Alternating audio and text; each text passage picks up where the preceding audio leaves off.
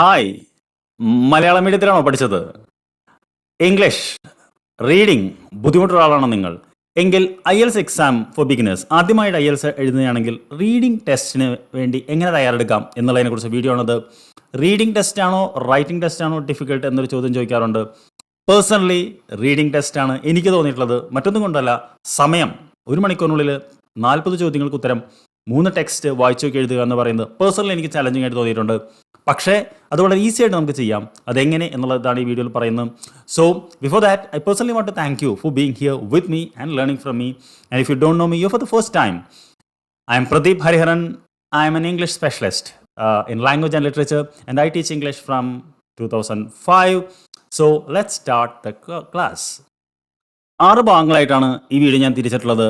അത് എന്താണ് key to success for IELTS reading, second one എന്താണ് അസസ് ചെയ്യാൻ നോക്കുന്നത് ഒരു റീഡിംഗ് ടെസ്റ്റിൽ, എന്താണ് അതിൻ്റെ ഫോമാറ്റ്, എന്തൊക്കെ പ്രോബ്ലംസ് ആണ് പൊതുവേ കേരളത്തിൽ നിന്ന് IELTS എഴുതുന്ന കുട്ടികൾ ഫേസ് ചെയ്യുന്നത്, എന്തൊക്കെ സൊല്യൂഷൻസ് ആണുള്ളത്. ഇതിൽ ചില കാര്യങ്ങൾ നിങ്ങൾക്ക് ഓൾറെഡി അറിയുന്നതായിരിക്കും, ചില കാര്യങ്ങൾ അറിയാത്തതായിരിക്കും. അപ്പോൾ അറിയുന്ന കാര്യങ്ങൾ ഞാൻ റിപ്പീറ്റ് ചെയ്യുകയാണെങ്കിൽ എന്നോട് ക്ഷമിക്കണം. കാരണം ചിലപ്പോൾ ഒന്നും അറിയാത്ത ഒരാളുണ്ടെങ്കിലോ എന്ന് കരുതിയാണ് ചെയ്തിട്ടുള്ളത്. അപ്പോൾ IELTS റീഡിംഗ് ടെസ്റ്റിന് പാസ്സാവാൻ എന്താണ് ഒരു സീക്രട്ട് എന്ന് ചോദിച്ചു കഴിഞ്ഞാൽ അതിന് 2 സീക്രട്ടാണുള്ളത്. ഒന്ന് ഫെമിലിയാരിറ്റി, 2 പ്രാക്ടീസ് എന്നുള്ളതാണ്. അതായത് ഇംഗ്ലീഷ് മുഴുവനും അറിഞ്ഞു പോയിട്ട് റീഡിംഗ് എഴുതി അല്ലെങ്കിൽ IELTS എഴുതി പാസ്സാവെന്ന് പറഞ്ഞാൽ നടക്കുന്ന കാര്യമല്ല. പക്ഷേ ഫെമിലിയർ ആയിരിക്കുക, അതായത് എന്തൊക്കെ തരം ടെക്സ്റ്റുകളാണ് നമുക്ക് വായിക്കേണ്ടി വരിക എന്നുള്ളതൊരു എന്ന് നമ്മൾ മനസ്സിലാക്കുകയും അത് ഉപയോഗിച്ച് പ്രാക്ടീസ് ചെയ്യുകയും ചെയ്താൽ അത് ചോദിക്കുന്ന ചോദ്യങ്ങൾക്ക് അനുസരിച്ച് നമുക്ക് അതിൽ സ്കോർ ചെയ്യാൻ പറ്റും. അത് ഞാൻ പറയാമല്ലോ, ഇപ്പോൾ MA MPhil നെറ്റ് എത്ര ക്വാളിഫിക്കേഷനുള്ള ഒരു ഇംഗ്ലീഷ് ആളാണെങ്കിലും ശരി, പ്രാക്ടീസും ഫെമിലിയാരിറ്റി ഇല്ലാതെ പോയി കഴിഞ്ഞാൽ ആ പരീക്ഷയിൽ ബാൻഡ് സ്കോർ കിട്ടില്ല. അത് ഞാൻ വളരെ സ്ട്രോങ് ആയിട്ട് പേഴ്സണൽ എക്സാമ്പിൾ തന്നെയാണ് പറയുന്നത്. പിന്നെ എന്താണ് ഒരു റീഡിംഗ് ടെസ്റ്റിൽ അസസ് ചെയ്യാൻ നോക്കുന്നത് എന്നുള്ളതാണ് അടുത്ത് പറയാൻ നോക്കുന്നത്. 6 കാര്യങ്ങളാണ് അസസ് ചെയ്യാൻ നോക്കുന്നത്. പൊതുവേ നിങ്ങൾക്കറിയാലോ, once you get into the IELTS ഇത് you are going abroad for studies or job.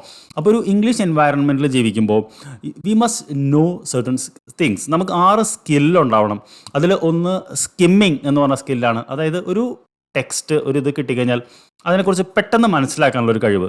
For example, നമ്മളൊരു ഹെൽത്ത് ടീ എന്നാണ് നമുക്ക് ഒരു വായിക്കുന്ന ഒരു ആർട്ടിക്കിളെങ്കിൽ ആ ഹെൽത്ത് ടീ എന്ന് വായിക്കുമ്പോൾ തന്നെ നമുക്ക് മനസ്സിലാക്കണം ആ ആർട്ടിക്കിൾ ചായനെ കുറിച്ചായിരിക്കും, ചായയുടെ ഹെൽത്ത് ഇതിനെക്കുറിച്ചായിരിക്കും, അതിനെക്കുറിച്ചുള്ള കാര്യങ്ങളായിരിക്കും. അത് ആ ഒരു ടൈറ്റിൽ വായിക്കുമ്പോൾ തന്നെ is photography an art or science എന്നൊരു ആർട്ടിക്കിളാണ് നിങ്ങൾ വായിക്കുന്നതെങ്കിൽ അപ്പം തന്നെ നമുക്ക് മനസ്സിലാക്കാൻ പറ്റും അത് ഫോട്ടോഗ്രാഫിനെ കുറിച്ചുള്ളതാണ്, അത് ഫോട്ടോഗ്രാഫി ആർട്ടാണെന്നും പറയും, സയൻസ് ആണെന്നും പറയും.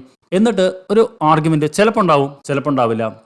അപ്പോൾ അങ്ങനെ നമ്മളൊരു ടെക്സ്റ്റ് കണ്ട് ജസ്റ്റ് ഒന്ന് നോക്കുമ്പോൾ തന്നെ മനസ്സിലാക്കാൻ കഴിയുന്നതിനെയാണ് നമ്മൾ സ്കിമ്മിങ് എന്ന് പറയുന്നത്. ഈ സ്കില്ല് നിങ്ങൾക്കുണ്ട്, പക്ഷേ അത് ഇംഗ്ലീഷിലല്ല. നമ്മളൊരു തുണിക്കടയിലൊക്കെ പോയിട്ട് തുണി എടുത്ത് കാണുമ്പോൾ നമുക്കത് കണ്ടാൽ തന്നെ അറിയാം അതിൻ്റെ ക്വാളിറ്റി ഗുഡ് ആണോ ബാഡ് ആണോ എന്നുള്ളത്.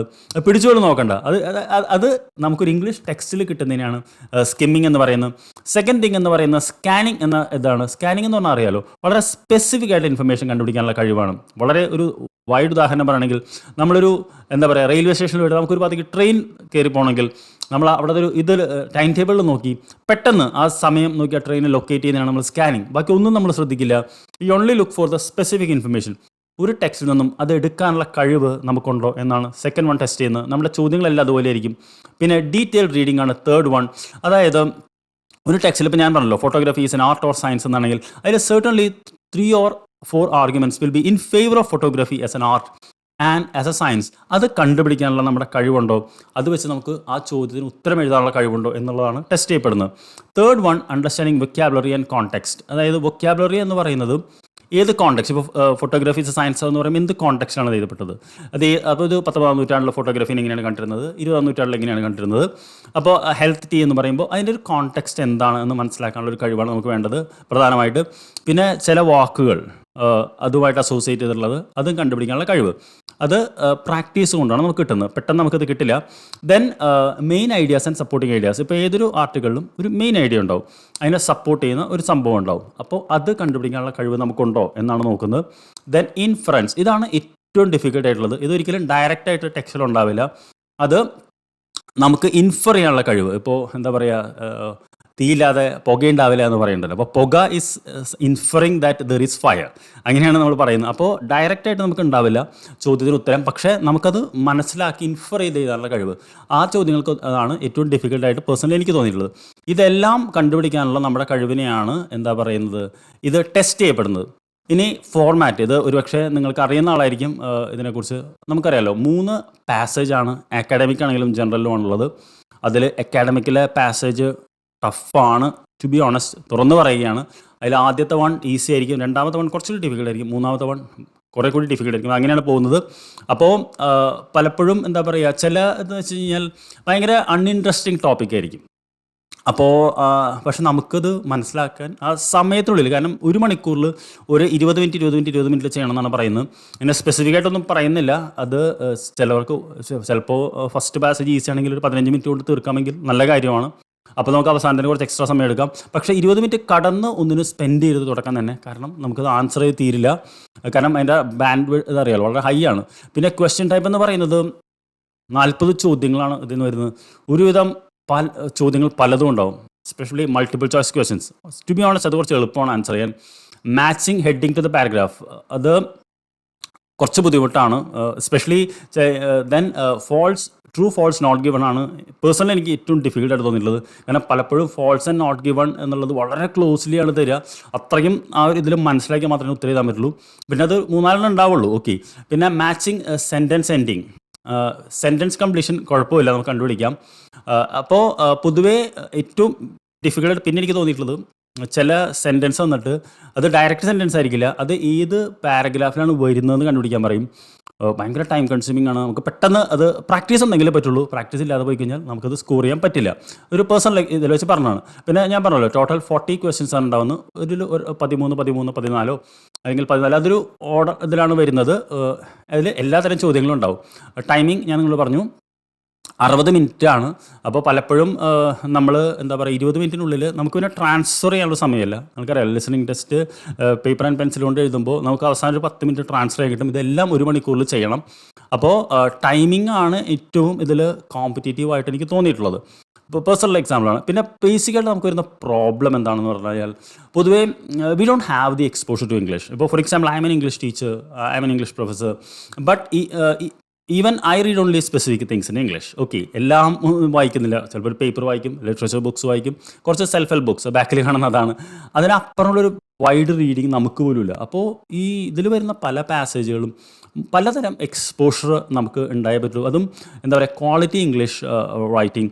സെക്കൻഡ് വൺ എന്ന് വെച്ചാൽ നമുക്ക് വരുന്ന ലിമിറ്റഡ് വൊക്കാബുലറി ആൻഡ് ഇഡിയംസ് ആണ്. പലപ്പോഴും പല വാക്കുകളുടെയും അർത്ഥം പെട്ടെന്ന് നമുക്ക് മനസ്സിലാവില്ല. അപ്പോൾ അതും നമുക്ക് പ്രാക്ടീസും ഉണ്ട്. അത് ഏതൊക്കെ സാധാരണ IELTS ഒരു 10 സെഗ്മെൻറ്റ് ഇത് മാത്രമേ ചോദിക്കാറുള്ളൂ. അപ്പോൾ അതിലൊരു വൊക്കാബുലറി ഒന്ന് നമുക്ക് ഇതായിരിക്കണം. പിന്നെ സെൻറ്റൻസ് സ്ട്രക്ചർ, പലപ്പോഴും പലരും ലെങ്തി ആൻഡ് കോംപ്ലക്സ് സെൻറ്റൻസ് ഉപയോഗിച്ച് എഴുതും. അപ്പോൾ പെട്ടെന്ന് നമുക്കൊരു അപ്പോൾ ആ സമയത്തിനുള്ളിൽ മനസ്സിലാക്കാൻ, നിങ്ങൾക്കത് മനസ്സിലാക്കാൻ കഴിവുണ്ടാവും, പക്ഷെ നമുക്ക് ഒരുപാട് സമയം വേണ്ടി വരും. മാത്രമല്ല ഒരു പരീക്ഷ നമുക്ക് എപ്പോഴും ഭയങ്കര ടെൻഷനാണ്. അപ്പോൾ ആ ഒരു സ്ട്രെസ്സും ആ ഒരു ടൈം ലിമിറ്റും എല്ലാം കൂടി ഓവർകം ചെയ്യാൻ നമുക്ക് പറ്റുമ്പോഴാണ് അതിൽ സ്കോർ ചെയ്യാൻ പറ്റുന്നത്. പിന്നെ ഞാൻ പറഞ്ഞല്ലോ, ടൈം മാനേജ്മെൻറ്റ് എന്ന് പറയുന്നത് എപ്പോഴും we are worried about the time. കാരണം നമ്മളൊന്ന് നോക്കുമ്പോഴേക്കും സമയം ക്ലോക്കിൽ മുന്നോട്ട് പോയിട്ടുണ്ടാവും. അപ്പോൾ അത് പ്രാക്ടീസ് കൊണ്ടാണ് വരുന്നത്. പിന്നെ സ്പീഡ് റീഡിങ് സ്കിൽസ്, പലപ്പോഴും വായിക്കാൻ നമ്മളതിന് പഠിപ്പിച്ചിട്ടില്ല. അതായത് വേഗത്തിൽ വായിക്കാൻ എങ്ങനെയാണെന്നുള്ളത് അത് നമുക്ക് പ്രാക്ടീസ് ചെയ്തെടുക്കേണ്ടതാണ്. ബേസിക്കലി പേഴ്സണലി ഞാൻ അത് ഇമ്പ്രൂവ് ചെയ്തിട്ടുള്ളത് പ്രാക്ടീസ് കൊണ്ടാണ്. അപ്പോൾ അതിനുള്ള ചില ടിപ്സ് മറ്റൊരു വീഡിയോയിൽ ഞാൻ ഷെയർ ചെയ്യാം, കാരണം അത് ഇതിലൊരു വരുന്ന ഭാഗമല്ല. പിന്നെ ഫോക്കസ് ആൻഡ് കോൺസെൻട്രേഷൻ. സത്യം പറഞ്ഞാൽ ഈ പരീക്ഷ എനിക്ക് ഏറ്റവും തോന്നിയിട്ടുള്ളത് ഡിമാൻഡിങ് ആവുന്ന 2 മണിക്കൂർ 40 മിനിറ്റ് പരീക്ഷയുടെ ഒരു സമയമാണ്. അതിന് മുമ്പിൽ നമ്മളിവിടെ ഉണ്ടാവണം. നിങ്ങൾക്കറിയാലോ, ID കാർഡ് കാണിക്കാനൊക്കെ ആയിട്ട് ഭയങ്കര ഫിസിക്കൽ ഡിമാൻഡിങ് ആണ്. കാരണം അത്രയും നേരം ഫോക്കസ്ഡ് ആയിട്ടിരിക്കുക, അത്രയും ചോദ്യങ്ങൾക്ക് ഉത്തരം എഴുതാന്ന് പറയുന്നത് നമുക്ക് എന്താ പറയുക, നമ്മളത് പ്രാക്ടീസ് ചെയ്യണം എന്നുള്ളതാണ് പറയാനുള്ളത്. ദിവസം ആ ഒരു പരീക്ഷയുടെ അടുപ്പിച്ച് 2-2.5 മണിക്കൂർ ഒറ്റ സ്ട്രെച്ചിൽ ഇരുന്ന് യാതൊരു ഡിസ്ട്രാക്ഷനും ഇല്ലാതെ പ്രാക്ടീസ് ചെയ്താൽ മാത്രമേ പരീക്ഷയുടെ ഒന്ന് ഇരിക്കാൻ പറ്റുള്ളൂ. അല്ലെങ്കിൽ ഫോക്കസ് പോവും. ഭയങ്കര പേഴ്സണൽ ചലഞ്ചായിട്ട് എനിക്ക് തോന്നിയിട്ടുണ്ട്. പിന്നെ ഇതിൽ നമുക്കൊരു ഓവർകം ചെയ്യാനുള്ള സൊല്യൂഷൻസ്, ഞാൻ പറഞ്ഞല്ലോ ഒരു കാര്യമുണ്ട്, ഓരോരുത്തർക്കും പേഴ്സണലി വർക്ക് ചെയ്യുന്ന ചില കാര്യങ്ങളുണ്ട്. അത് എന്താണെന്നുള്ളത് നിങ്ങൾ കണ്ടുപിടിക്കണം. ഫോർ എക്സാമ്പിൾ ആക്റ്റീവായിട്ടുള്ള റീഡിങ് സ്ട്രാറ്റജീസ്, അതായത് പൊതുവേ ഇപ്പോൾ ഞാൻ പറഞ്ഞു ഹെൽത്ത് ടീ എന്നൊരു ടൈറ്റിൽ വായിക്കുമ്പോൾ തന്നെ നമ്മളത് പ്രെഡിക്റ്റ് ചെയ്യണം, അത് ചായനെക്കുറിച്ചുള്ളതാണ്. അത് പിന്നെ അണ്ടർലൈൻ ചെയ്യണം. നിങ്ങൾക്ക് അറിയാലോ, ഇമ്പോർട്ടൻ്റ് ആയിട്ടുള്ള കാര്യങ്ങൾ അണ്ടർലൈൻ ചെയ്ത് പോകണം, എന്നാലും നമുക്ക് പെട്ടെന്ന് ഇതാക്കാൻ പറ്റുള്ളൂ. Third one, ability to summarise. Then next one is, as I told you, we have to read diverse reading materials. അതായത് newspaper, magazine, online articles. ദിവസം ഒരു എന്താ പറയുക, ഒരു മണിക്കൂർ. Because once you go there, the only option for use to speak in English. You have to communicate in English. അത് എത്രയും പെട്ടെന്ന് തുടങ്ങുന്നതാണ് നല്ലത്. കാരണം ഒരു വലിയ ഭാവിക്ക് വേണ്ടിയിട്ടാണ് നിങ്ങൾ ചെയ്യുന്നത്. അപ്പോൾ you just practice in the beginning.